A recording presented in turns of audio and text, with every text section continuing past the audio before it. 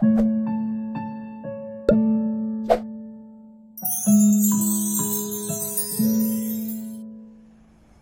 Ibu, dan saudara-saudara, Salam. Hari yang baru, anugerah kasih karunia Allah mendahului dalam setiap kehidupan kita. Hari ini kita akan membaca firman Tuhan dari Kejadian pasal 12 ayat 1 sampai 9. Abraham dipanggil Allah. Berfirmanlah Tuhan kepada Abram, "Pergilah dari negerimu dan dari sanak saudaramu dan dari rumah bapamu ke negeri yang akan kutunjukkan kepadamu. Aku akan membuat engkau menjadi bangsa yang besar dan memberkati engkau serta membuat namamu masyhur, dan engkau akan menjadi berkat. Aku akan memberkati orang-orang yang memberkati engkau dan mengutuk orang-orang yang mengutuk engkau, dan olehmu semua kaum di muka bumi akan mendapat berkat." Lalu pergilah Abraham seperti yang difirmankan Tuhan kepadanya, dan Lut pun ikut bersama-sama dengan dia. Abram berumur 75 tahun ketika ia berangkat dari Haran. Abram membawa Sarai istrinya dan Lut anak saudaranya dan segala harta benda yang didapat mereka dan orang-orang yang diperoleh mereka di Haran. Mereka berangkat ke tanah Kanaan lalu sampai ke situ. Abram berjalan melalui negeri itu sampai ke suatu tempat dekat Sikem, yaitu pohon terbantin di Mor. Waktu itu orang Kanaan diam di negeri itu. Ketika Tuhan menampakkan diri kepada Abram dan berfirman, "Aku akan memberikan negeri ini kepada keturunanmu," maka didirikannya di situ mezbah bagi Tuhan yang telah menampakkan diri kepadanya. Kemudian ia pindah dari situ ke pegunungan di sebelah timur Betel. Ia memasang kemahnya dengan Betel di sebelah barat dan Ai di sebelah timur. Lalu ia mendirikan di situ mezbah bagi Tuhan dan memanggil nama Tuhan.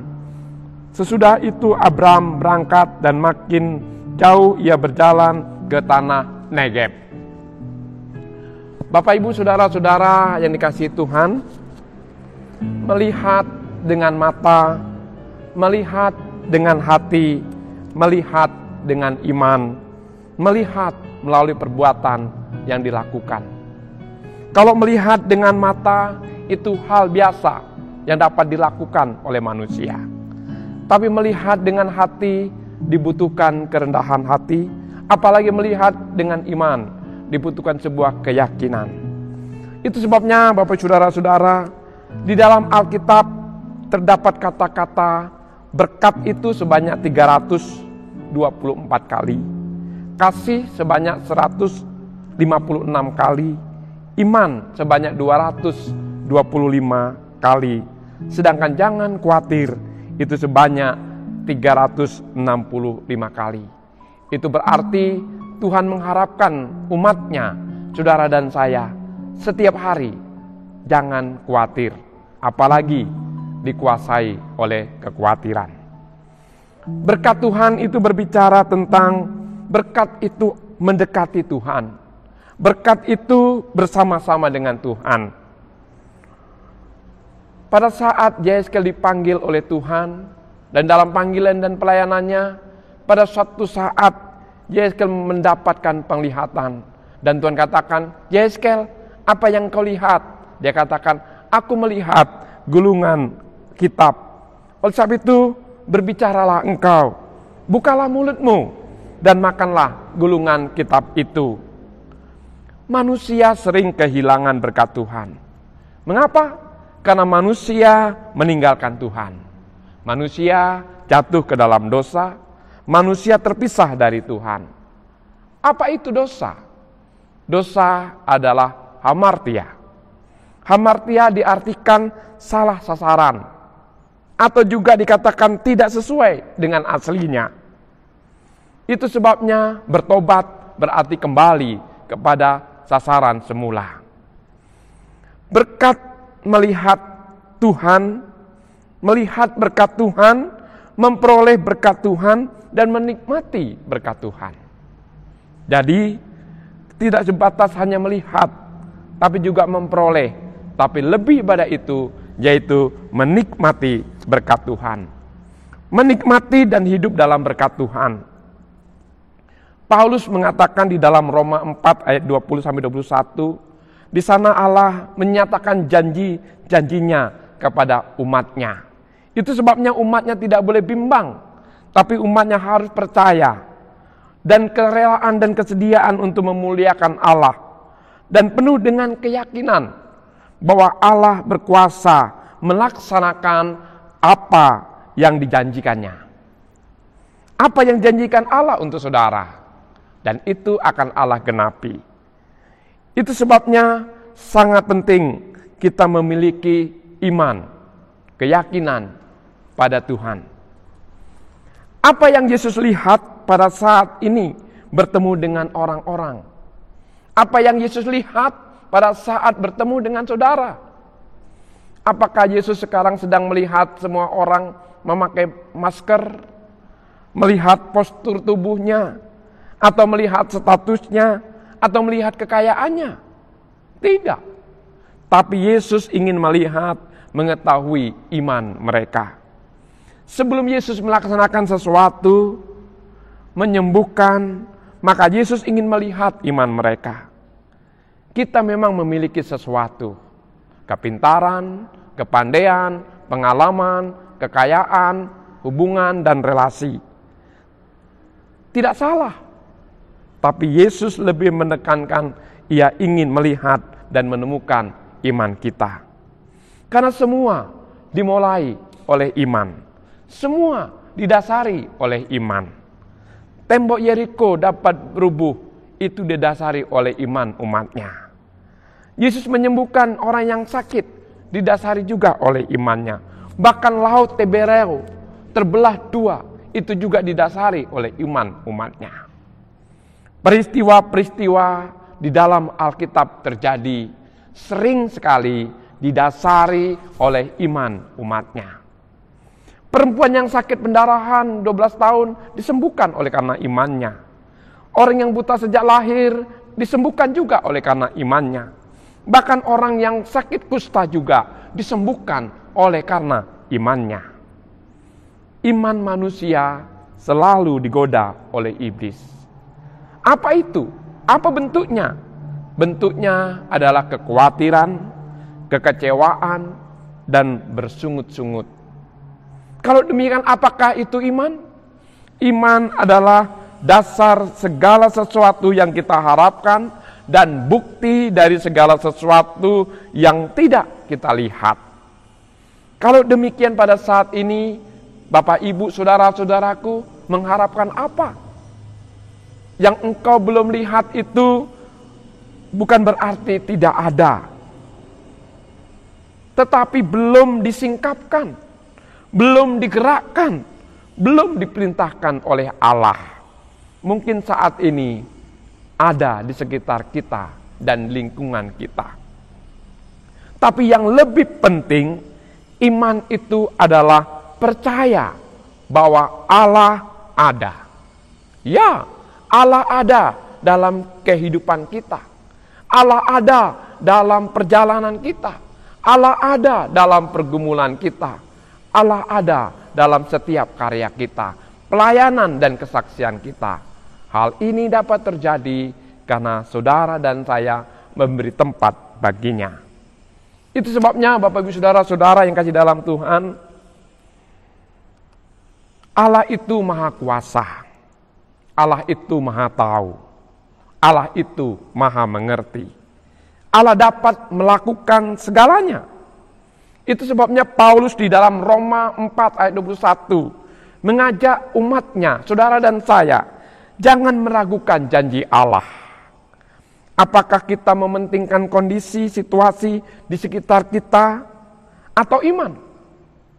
Berbicara tentang kondisi dan situasi, memang itu mempengaruhi. Kondisi dan situasi itu mempengaruhi kehidupan kita, mempengaruhi keluarga kita, mempengaruhi pelayanan kita, mempengaruhi pekerjaan kita, usaha kita, bisnis kita.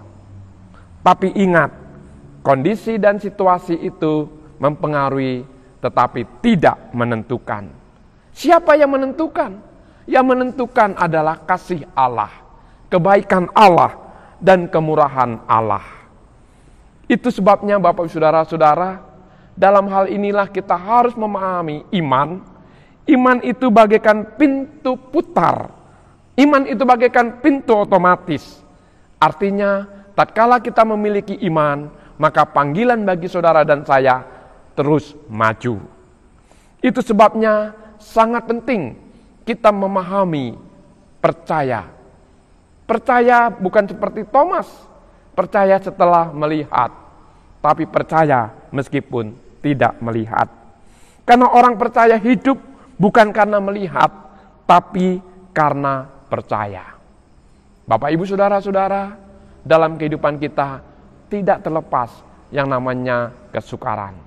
Tapi persoalannya, apakah di dalam kesukaran itu kita mendapati iman? Kapal kecil dalam menghadapi badai sangat berbahaya. Tapi kapal besar menghadapi badai tidak begitu berpengaruh. Seperti halnya kapal pesiar yang besarnya sampai 22 tingkat. Itu bagaikan mall atau hotel di tengah-tengah samudra. Penumpangnya di dalamnya hampir tidak merasakan goncangan. Mengapa? Karena kapalnya besar. Tapi coba kalau kapalnya kecil. Badai kecil pun dapat mengolengkan kapalnya. Itu sebabnya iman diidentikan dengan tameng. Iman adalah perisai yang besar. Kalau kita mempunyai iman, maka kita punya kekuatan. Itu sebabnya kita tidak apa yang kita lihat, tetapi apa yang Allah janjikan. Ada seorang yang sakit jantung. Kemudian pendeta berkata, kalau saudara sakit jantung, silakan saudara datang ke dokter. Tapi kalau saudara percaya pada Yesus, pada Allah yang dapat menyembuhkan, datanglah ke gereja.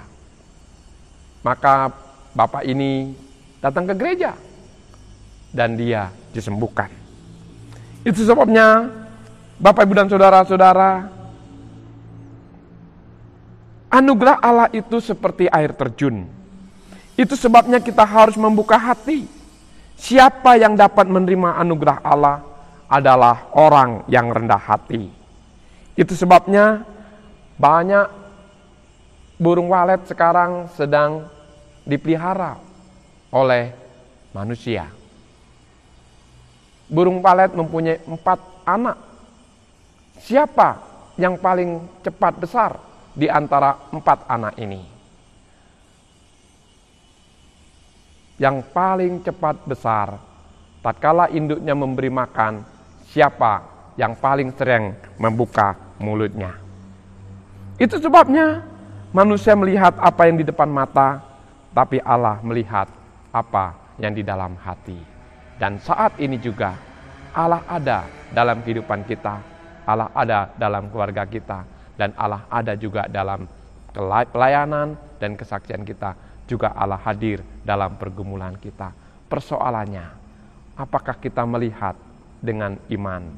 Juga kita dapat melihat kehadirannya.